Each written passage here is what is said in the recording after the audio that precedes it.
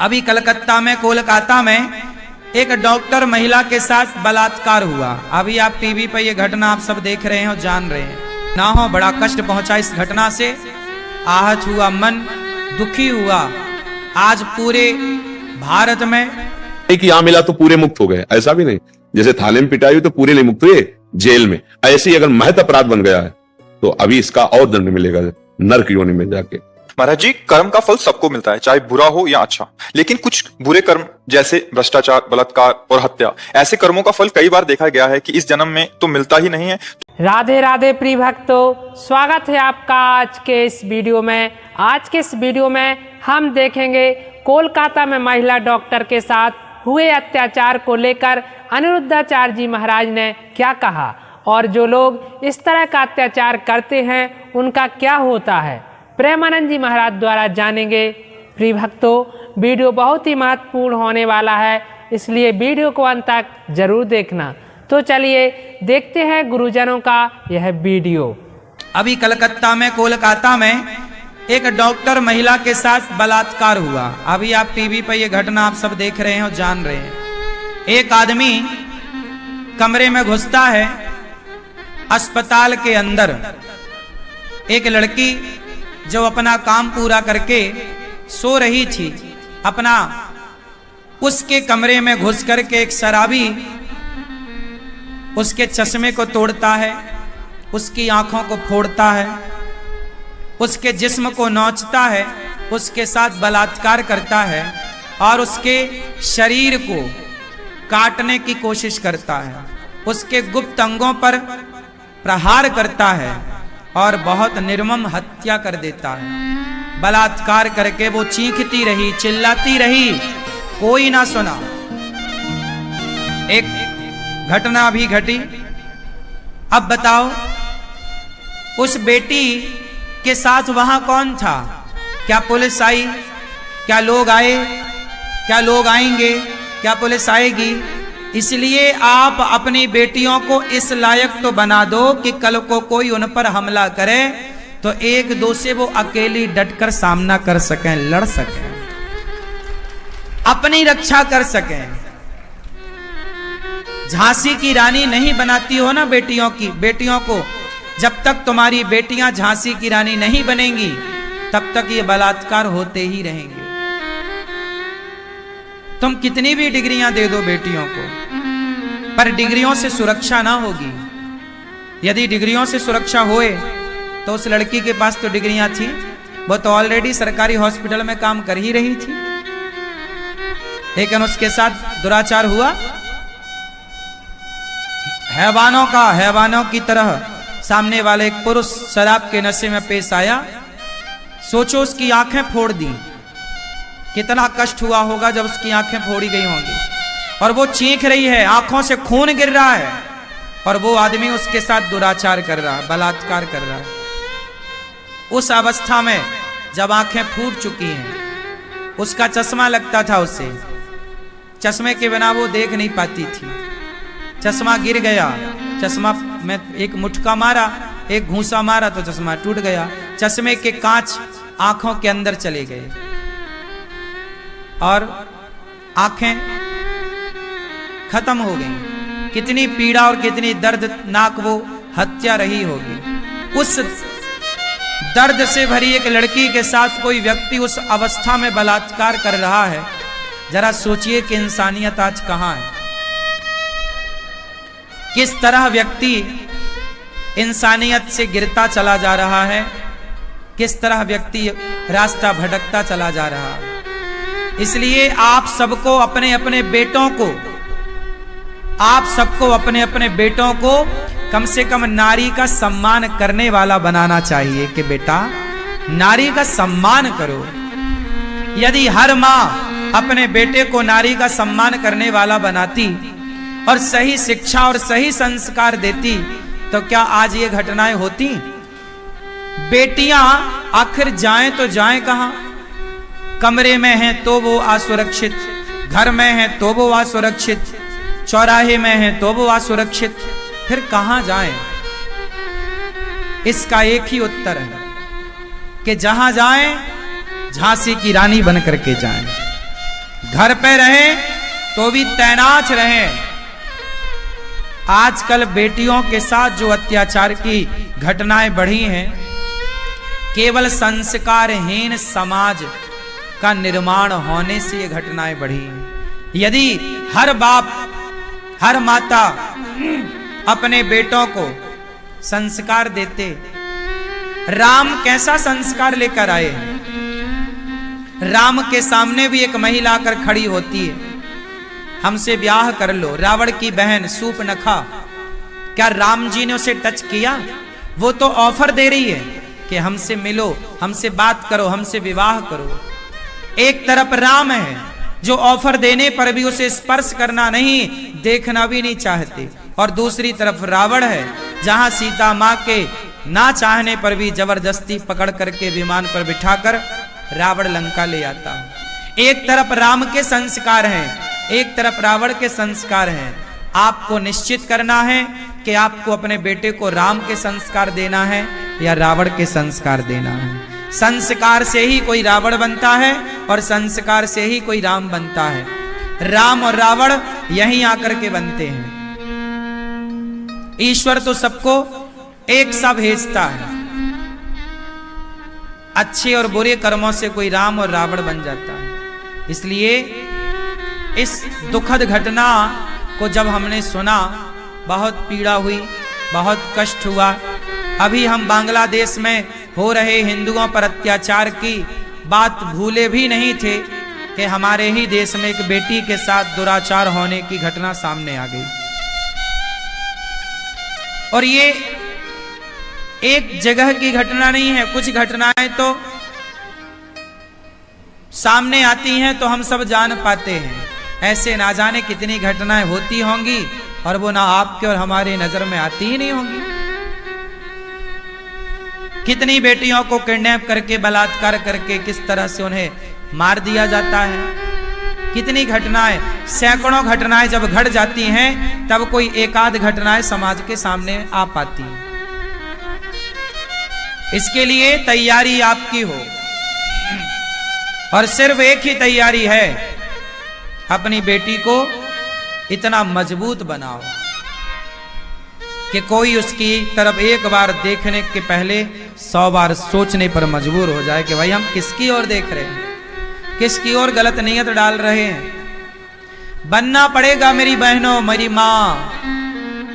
यदि भोली भाली स्त्री है, यदि स्त्री राधा है, यदि स्त्री सीता है, तो दुर्गा भी स्त्री ही है, काली भी स्त्री ही है।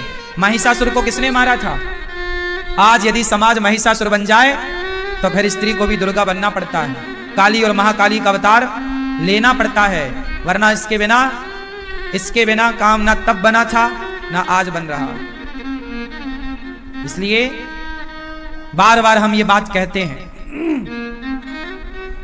जरूरत है कि आप अपनी सुरक्षा खुद तय करें, आप खुद सुरक्षित रहें।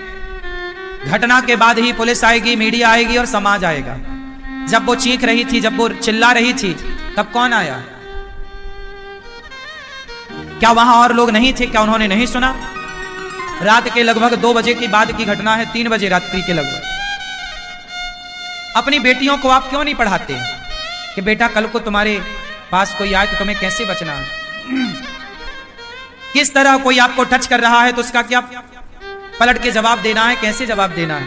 ये सब पाठ पढ़ाओ। हम तो कहते हैं अब तो सरकार को सिलेबस में बच्चों के स्कूल में बेटियों की सुरक्षा पढ़ानी चाहिए। उनको कराटे, उनको सब स्कूलों में सिखाए कि भाई आपके साथ कोई बात बने तो आपको अपनी रक्षा इस तरह से करना है। सुरक्षा के कुछ पैंतरे बेटियों को स्कूल में क्यों नहीं सिखाए जा रहे हैं? केवल मॉडलिंग पर ही बातें चल रही हैं।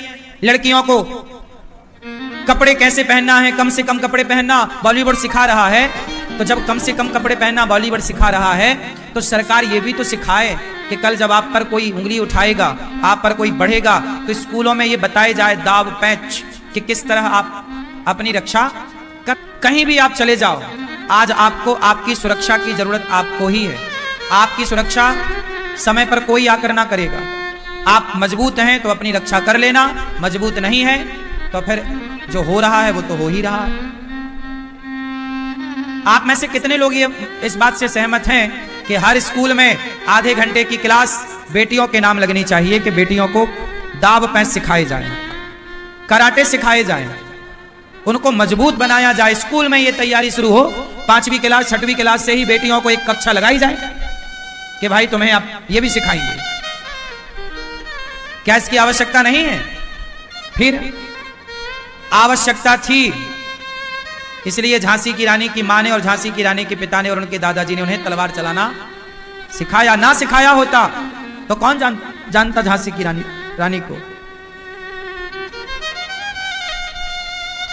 इसलिए कहता हूं सिखाओ ताकि ये घटनाएं ना हो। बड़ा कष्ट पहुंचा इस घटना से, आहत हुआ मन, दुखी हुआ। आज पूरे भारत में डॉक्टर समाज की कितनी बढ़िया सेवा करते हैं। डॉक्टर ना हो तो व्यवस्थाएं पूरी चरमरा जाएं।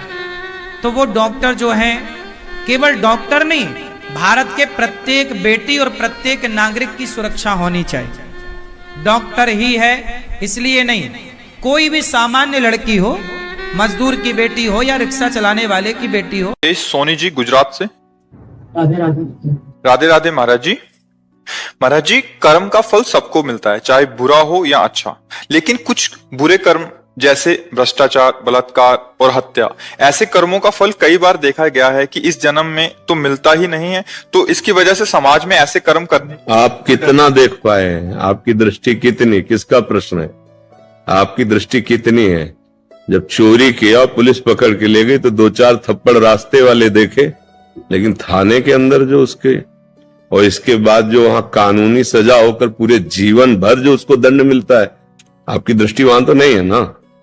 ऐसे जैसे पाप कर्म कर रहे इस समय, पुण्य कर्म का प्रताप चल रहा है, तो एक कांटा भी नहीं लगेगा। जब तक वो पुण्य है तब तक चलता रहेगा। इसके बाद जब वो पुण्य खत्म होगा, जिसके प्रभाव से बच रहे थे, और पूर्व का पाप और अभी का पाप, ये दोनों मिलेंगे, उसके देखने लायक अपनी दृष्टि नहीं है। अगर दिव्य दृष्टि हो तो देखने को मिल जाए, और अपने पास दिव्य दृष्टि तो है नहीं। पर इतना देखा कि हथकड़ी लगा के थाने के अंदर ले गए, उसको भी ले जाते थे न्यायालय में। वहां जो दंड मिलता, क्या सभा में फांसी दी जाती है? क्या एकांत में दी जाती ना? ऐसे आपने पाप जो किया है उसका फल एकांत देश है, नरक, उसमें दंड मिलता है। और फिर कुछ जो पाप बचते हैं, फिर उनके अनुसार उसका अगला जन्म कर दिया जाता है। तो ये तो ज्ञानी जन देख पाते हैं, जिनकी दिव्य दृष्टि है। अपने लोग ने बगैर चाह तो ऐसी रहती कि इसने पाप किया तो अभी दंड मिलना चाहिए, पर वो ऐसा नहीं है। अगर बहुत भारी अपराध बन गया तो फिर आयु क्षीण हो जाती है, तत्कालिक दंड मिल जाता है। जैसे पूर्व में हमको बताया गया था कि जो उन्होंने गलती की थी ना, दूसरे दिन सुबह ही, ऐसा उनका तत्कालिक महापाप बन गया, और पुण्य उनका सपोर्ट नहीं कर पाया। नहीं तो अगर पुण्य सपोर्ट करता तो न्यायालय में बात जाती, वर्षों चलता, फिर उनको दंड मिलता। ऐसा ये भागवतिक विधान बड़ा सूक्ष्म है, ये निर्णय होता है ज्ञान के द्वारा। अब अपनी अज्ञान बुद्धि से उसका कोई बहुत धर्मात्मा है, बहुत अच्छे से चलता है, और पग पग पर उसको विपत्ति देखी जाती है, परेशानी देखी जाती है, वैसा लगता है क्या होगा, बड़ा दान पुण्य करता है, भजन करता है, धर्म से चलता है, इतना दुख देते हैं। और वो अगला आदमी जो है मस्ती कर रहा है, धर्म का उल्लंघन कर रहा है और बड़े मौज से रह रहा है, तो विपरीत दशाएं देखी जाती है। आज का सत्संग सुना था क्या आपने? सुना था ना? हाँ, तो बस सत्संग से जो विवेक प्राप्त होता है उसी से समझा जा सकता है। धृतराष्ट्र जी ने यही प्रश्न किया था कि जो धर्म आचरण नहीं करते हैं और पाप करते हैं, और एक होते हैं धर्म भी करते हैं और पाप भी करते हैं, तो क्या उसका पुण्य वाला कार्य उसके पाप को नष्ट कर देता है क्या? उनका नहीं, वो अलग विभाग है, वो अलग। एक है जो नष्ट कर सकता है, भगवान का आश्रय और भगवान का भजन। तो बड़ा सूक्ष्म है। बका चाहत तो यही होती है कि अभी अपराध करे, अभी दंड मिले, तो सब कोई देखे तो भयभीत हो जाए। पर ऐसा यहाँ का भी कानून नहीं है, तो फिर सरकारी जो भी है तो भगवान के ही सब, जितने भी अस्त्र शस्त्र विधान बने ये सब शास्त्र सम्मत ही बने हुए हैं, क्योंकि जो भी महापुरुषों ने बनाया है ना, वो शास्त्र सम्मत ही बनाएंगे। चाहे वो धनुर्वेद हो, मतलब अस्त्र विद्या हो, चाहे वो आयुर्वेद हो अर्थात डॉक्टरी हो, या जो भी विधान है वो सब वेद हैं, शास्त्र हैं, उन्हीं को लेकर रूपांतरित करके बनाया गया है। तो अपने लोगों को नहीं देखने को मिलता, जो आदमी इतना गंदी तरह से किसी की हत्या करे उसको दंड तो मिलता है, बड़ा भयानक दंड मिलता है। अब बोलो जिसको ये पता चल गया कि 10 दिन बाद तेरी फांसी है और 10 बजे होगी, अब वो प्रतिपल मरेगा, कितना भयानक कष्ट उसको है। इसलिए तो शारीरिक दंड मिला, इसके बाद उसको नारकी दंड मिलेगा। जैसे थाने में पिटाई हुई तो पूरा हिसाब थोड़ी हो गया, अभी तो न्यायालय से दंड विभाग उसे दंड निश्चित करेगा और फिर जेल में मिलेगा। तो इसलिए बहुत डरना चाहिए कि हमसे पाप कर्म ना हो। पर वो माया इतनी विचित्र है कि हो ही जाते हैं। अगर नाम जप करता रहे तो जो पाप हो गए हैं वो भी नष्ट हो जाएंगे और बुद्धि इतनी शुद्ध हो जाएगी कि आपकी रुचि नहीं रह जाएगी। जैसे देखो कई लोग हैं पीछे शराब पीते रहे, अब वो सत्संग सुने तो कहते हैं हमारी रुचि नहीं है, हमें मतलब, तो कई बार हम नहीं छोड़ पाते, जानबूझ के नहीं छोड़ पाते, जानते गलत है, तो उसका कारण होता है हमारे अंदर बल की कमी हो गई है। जो अध्यात्म बल है जिसके द्वारा हम इंद्रियों को रोक सकते हैं वो विषय सेवन से नष्ट हो गया है। अब हमको अध्यात्म बल पाना है, तो नाम जप से, साधु सेवा, अन्य जीवों की सेवा, माता पिता की सेवा, अच्छे आचरण, इनसे आप में तेज आ जाएगा, अध्यात्म बल आ जाए। शरीर भले रुग्ण हो, मतलब शरीर रोग से लेकिन अंदर से कोई दुखानुभूति नहीं होगी, एक आनंद बना रहेगा। और ये शरीर तो जाएगा, चाहे स्वस्थ हो चाहे बीमार हो। अब जहां जाएगा तो बहुत बढ़िया कमाई की है, इसलिए बहुत आनंद रहेगा। और ऐसी कमाई की जो बहुत बुरी है तो फिर बहुत दुख मिलेगा। अब अपने तो देख लिए कि सजा हो गई, पर उसको क्या बीतती है, परिवार से बिलग, स्वतंत्रता रहित, जो मिले वही खाना, और वहां भी ऐसे ही लोगों का संग जो अधर्माचरण करके गए। अब कितना जीवन नरक में, अपने प्रिय से आप बैठ करके बात नहीं कर सकते, पर्दा लगा है जाली का, लोहे के, इधर से आप बात करो, इधर से आप बात, क्या जीवन। सोचो यहां दंड मिलता है ना, ये नहीं कि यहां मिला तो पूरे मुक्त हो गए, ऐसा भी नहीं। जैसे थाने में पिटाई हुई तो पूरे नहीं मुक्त हुए, जेल में। ऐसे ही अगर महत अपराध बन गया है तो अभी इसका और दंड मिलेगा नरक योनि में जाके। तभी तो महापुरुष जन कहते हैं डरते रहो, कोई अपराध न बने, कोई गलती न बने, मनुष्य जीवन मिला है। बड़ी मनमानी आचरण हो जाते हैं। जब भजन नहीं होता तो शासन कौन करे, भजन है तो बुद्धि डरती है, एक एक बात में डर, नहीं ऐसी गलती हो गई तो हमारा भजन छूट जाएगा, हमारी गति बिगड़ जाएगी, हमारे सुख नष्ट हो जाएंगे। इसलिए धैर्य पूर्वक नाम जप करते हुए होश से चले। इतना तो हमें लगता है सबको पता है कि ये गलत है, गलत का तो हमें लगता है पता तो है ही है, क्योंकि अपने जब कोई गलत सोचे हैं तो अंदर से आ गया कि ये गलत है। इसका मतलब अंदर बैठा है निर्णायक और वो संकेत तो कर ही देता है गलत है, पे अपने लोग प्रमाण।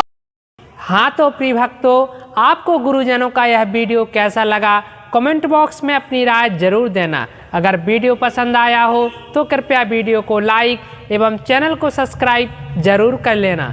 चलिए चलते हैं अगले वीडियो में, फिर मिलेंगे। तब तक के लिए जय श्री सीताराम, जय श्री राधे श्याम।